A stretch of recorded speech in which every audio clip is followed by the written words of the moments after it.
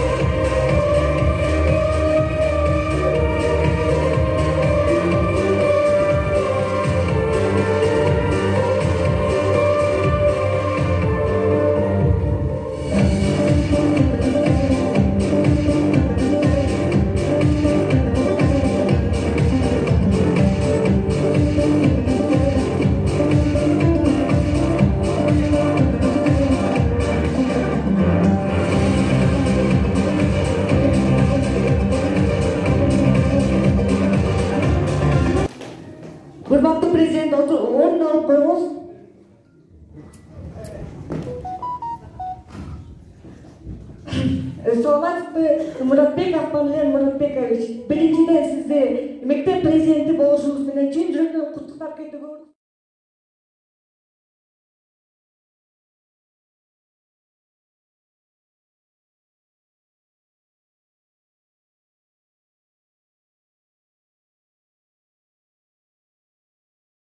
Алты окуучу сени карап түзөнүп, сени карап турган окуучулар болуп атат. Андыктан ушул окуучуларыбызга бир үлгү боло турган, кайсы жагынан болбосун баардыгынан үлгү боло турган окуучулардын бирисиң. Албетте сага добуш берип, колдоо көрсөтүп аткан биздин мугалимдерибиз жана ошондой эле окуучуларыбыз болду. Тилекке каршы биз реалдуу режимде өткөрө албай калдык, себеби пандемияга байланыштуу онлайн болдук. Бирок ошондой болсо дагы баягы күчтүнүн күчтүүсү, ишеним көрсөтүлгөн адам табылды. Андыктан ушул пост куттоосун. Сага эң биринчи дүйнөдөгү кымбат табылгыс ден соолукту, анан окуңда ийгиликтерди каалайбыз дагы. Анан Кудайым буйрса сени менен биргекте ушул мектеп парламентинин ишин, окуучулардын активдүүлүгүн жогорулатабыз, мектептин ишин алга жылдырабыз деген үмүт бар. Андыктан ошол үмүттү актаган калыс акыйкат мектеп президенти болооруна тилектешпиз. Дагы бир жолу куттук болсун. Ошо ат салыштан жеңип чыккандыгы үчүн куттуктайбыз. Жогоруда Ташкент Мынач белгилеп кетти, шайлоо онлайн түрүндө болду. Демек, мен ойлойм, шайлоо мурункудан дагы дегиле баягы калыс болуп өттү.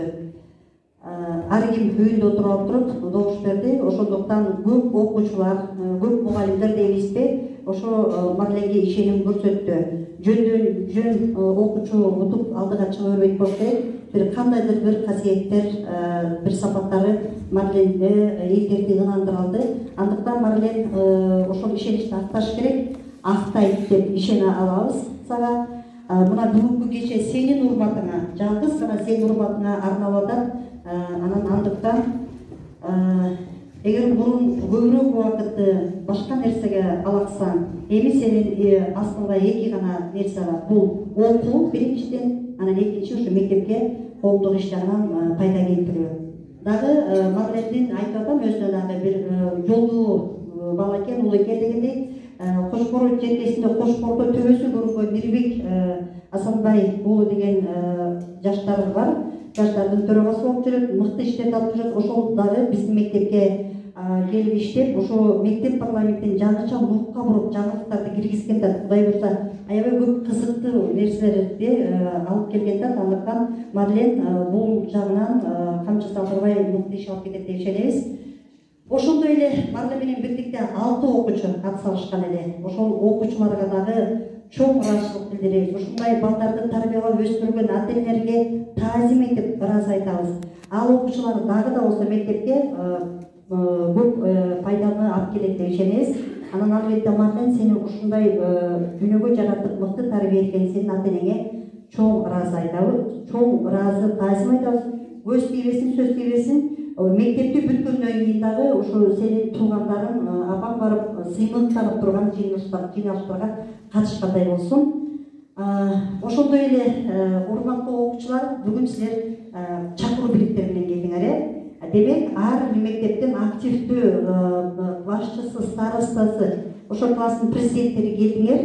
Силерге дагы үлгү болсун, кичинекей класстын, төмөнкү класстын окуучулары силер дагы кийин мыкты окуп, жакшынакай ошо президенттик шайлоого катышсаңар, сиздердин урматыңарга да ушундай иш-чаралар өтмөкчү. Сиздерге дагы чоң рахмат, ишиңиздерге ийгилик каалайбыз. Анан албетте Эльмира Битбаева, сиздин класстан чыккан окуучуга сыйыктан отурганыңызды сезип атабыз. Ошол өзүңүзгө да ден соолук. Анан Марленде сиздин уулуңуз болуп калды кичинекей. Ошол окуучуңуз ушул желегинде эле эч качан жерге түшүрбөсүн деп айтып кетерлик. Дагы бир жолу чоң рахмат. Марлен эми куттук